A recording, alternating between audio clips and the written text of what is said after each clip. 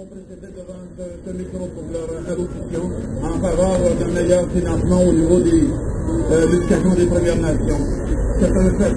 Depuis quelques années, nous constatons une réduction importante au niveau du financement, ce qui entraîne par conséquent une réduction au niveau des perspectives d'avenir des Premières Nations.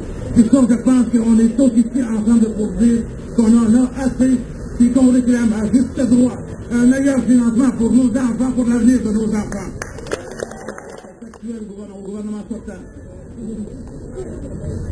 Il serait peut-être mieux de mettre un petit peu plus d'argent dans les programmes éducatifs des Premières Nations et d'en mettre un peu moins sur ces efforts de guerre en Afghanistan.